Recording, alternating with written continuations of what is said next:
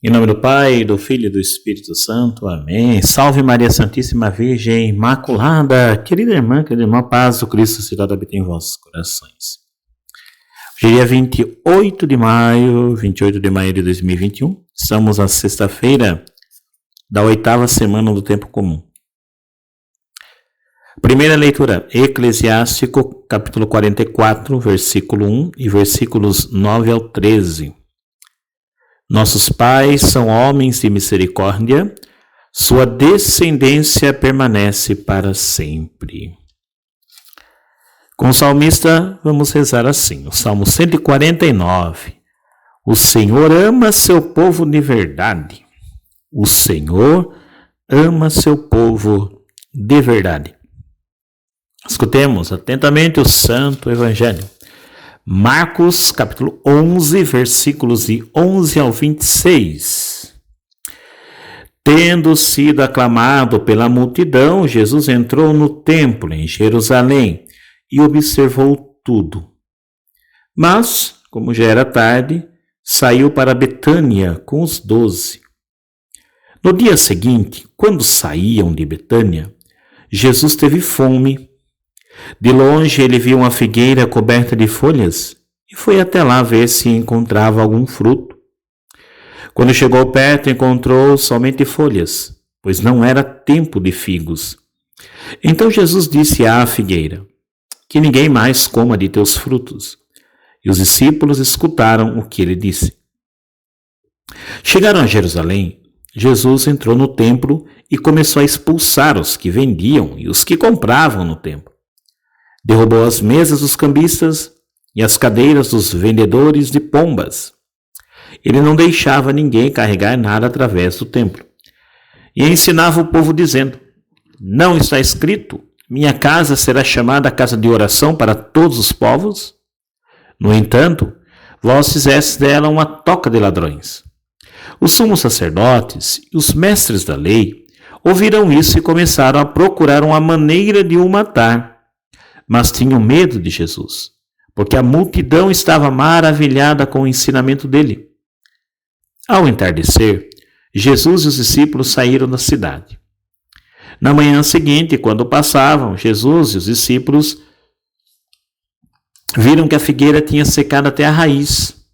Pedro lembrou-se e disse a Jesus: olha, mestre, a figueira que amaldiçoaste secou.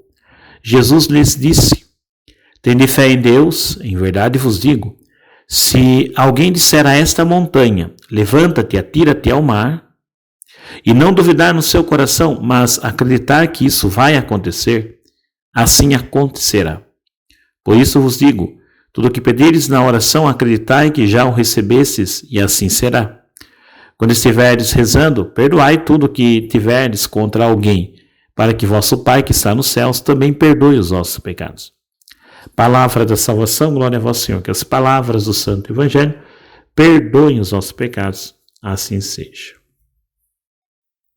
Que o Espírito Santo, doador de sete dons, ilumine nossa mente e nosso coração, para compreendermos bem a palavra que nos foi anunciada. A gente costuma ir atrás daquilo que a gente ama, nos faz bem. Hoje a proposta da liturgia para nós é seguir os rastros de Deus. Por exemplo, uma pessoa que trabalha no comércio, pessoa que trabalha com transações comerciais, ela vai ver onde dá mais lucro, onde o dinheiro rende mais, e vai seguir então esses rastros, onde o dinheiro será para ele aumentado, multiplicado. Assim também se pode pegar um outro exemplo. Uma pessoa apaixonada vai atrás da pessoa amada, procura saber do seu dia a dia, dos seus gostos, onde estuda, se faz universidade, qual faculdade se trabalha, quais seus gostos pessoais, para poder entender aquela pessoa que ela ama. Então procura seguir os rastros, até com o intuito de poder agradar aquela pessoa, com algum gesto posterior, depois de entender os gostos dela. Para nós, homens e mulheres de fé, tem um caminho também a ser seguido nesse sentido. Onde está o nosso coração? Se está em Deus, então a gente precisa seguir os rastros de Deus, ver os passos de Deus na vida daqueles que nos precederam. É isso que a primeira leitura faz hoje, recordando os homens, grandes homens do passado, os grandes homens que fizeram a vontade de Deus, homens e mulheres no geral, é claro. E assim imitá-los e ver, olha o que Deus fez na vida de Abraão, o que Deus fez na vida de Isaac, de Jacó, de Samuel, de Moisés, de Davi, de Elias, Eliseu, entre outros tantos. A Igreja Católica entende isso também, porque a gente acaba promovendo o culto, a devoção aos santos, né? Então a gente tem também Santo Antônio, São Francisco, São Padre Pio de Pietrelcina, enfim, tantos outros que a gente também olha e vê os rastros de Deus na vida desses homens. Santa Teresinha, Santa Rita, Santa Catarina de Sena, o toque de Deus, como que Deus atuou na vida dessas pessoas, para a partir daí também a gente procurar imitá-los. Essa é a nossa busca também. Reconhecer como que Deus atuou e agiu nos antepassados, para também nós fazer a mesma coisa, realizar em nós milagres, prodígios, enfim, acima de tudo, fazer com que nós produzamos os frutos que Deus tanto espera de uma vida nele, de uma vida vivida nele, para que não corramos o risco de passar pela vida de maneira estéril, sem somar, sem fazer, sem nenhum propósito, sem ter um porquê. Não estamos aqui à toa, não estamos aqui por acaso. Se estamos aqui, passamos por aqui, Deus nos deu a vida, temos uma missão, fazer valer a pena termos vivido.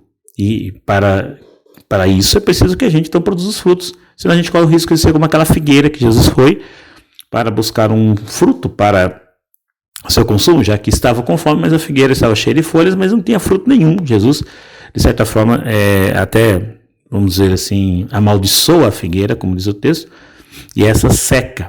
Mas calma lá, antes que a gente tire interpretações precipitadas, Jesus não amaldiçoa no sentido que a gente entende de amaldiçoar os outros, porque ele é bênção pura. O que Jesus faz é um ensinamento, já que Jesus ensinava em parábolas, mas tinha vezes que essas parábolas eram contadas com gestos. O que está acontecendo? Ali, a figueira e o templo, figueira para dar fruto e o templo para ser um lugar de encontro com Deus, estavam com a função estéril. Eles não estavam fazendo valer aquilo que eles eram.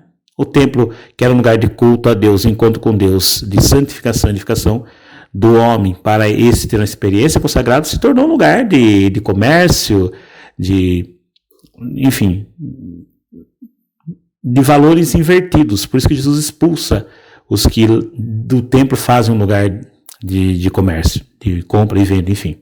Não é para isso que o templo foi feito. A figueira, a função dela é dar frutos. Se não der frutos, como símbolo também do povo de Israel, que Deus esperava os frutos, não faz sentido de existir, já que você existe para dar os frutos. E o cristão existe para ser, enquanto cristãos, né? Nós, enquanto cristãos, seguidores de Jesus, existimos para dar testemunho desse amor de Jesus. Existimos para amar, para perdoar, para servir. Se o cristão não faz isso, ele está vivendo uma vida de esterilidade espiritual, seca, perde a sua função, perde o seu porquê. Deus nos livre disso e nos dê a graça de darmos a Ele os frutos que tanto espera de nós, já que a sua graça sobre nós é derramada. O Senhor nos abençoe, nos livre do mal, nos cruza o eterno, louvado seja nosso Senhor Jesus Cristo, para sempre seja louvado. Amém. Em nome do Pai, do Filho e do Espírito Santo. Amém.